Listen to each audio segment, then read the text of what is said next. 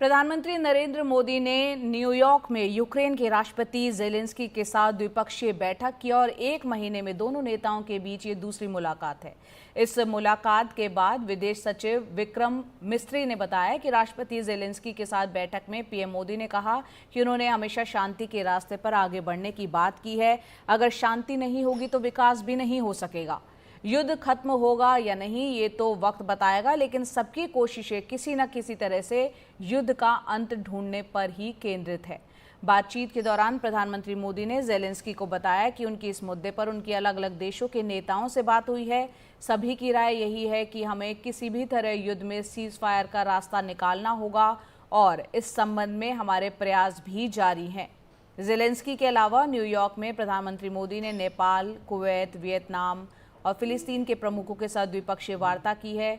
उन्होंने दुनिया की कई प्रमुख कंपनियों के सीईओ के साथ एक गोलमेज सम्मेलन में भी हिस्सा लिया। और प्रधानमंत्री मोदी ने सोशल मीडिया प्लेटफॉर्म एक्स पर एक पोस्ट किया है और ये कहा है कि न्यूयॉर्क में राष्ट्रपति जेलेंस्की से मुलाकात हुई। हम द्विपक्षीय संबंधों को मजबूत करने के लिए पिछले महीने यूक्रेन की अपनी यात्रा के परिणामों को लागू करने के लिए प्रतिबद्ध हैं। यूक्रेन में संघर्ष के शीघ्र समाधान और शांति एवं स्थिरता की बहाली के लिए भारत का समर्थन दोहराया।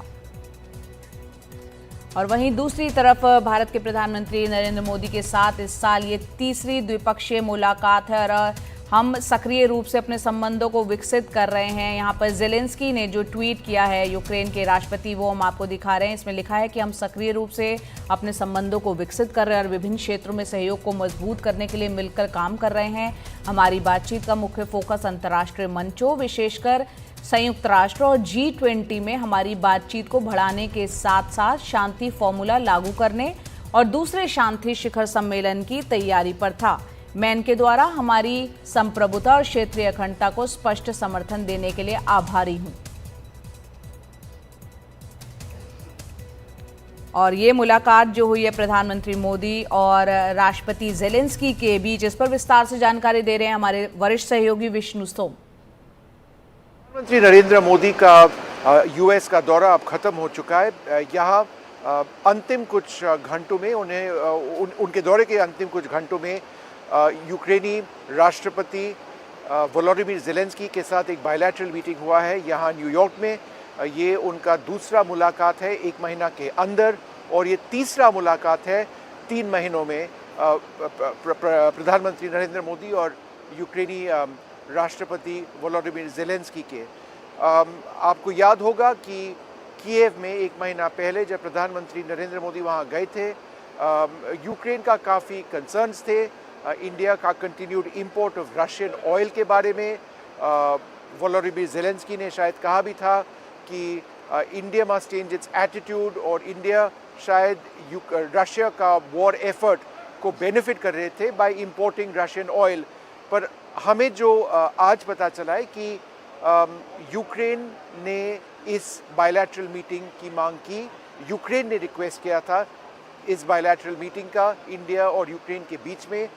शायद हमें ये इंटरप्रेट करना पड़ेगा कि यूक्रेन हिंदुस्तान इंडिया का रोल को मानते हैं और एक इंगेजमेंट इंडिया के साथ इस पीस प्रोसेस पे शायद वो चाहते हैं।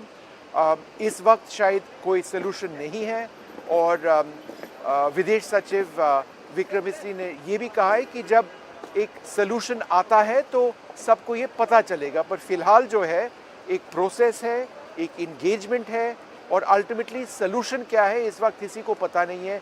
पर इंडिया एक रोल ज़रूर प्ले कर रहा है, एक अहम रोल है as a leader of the global south.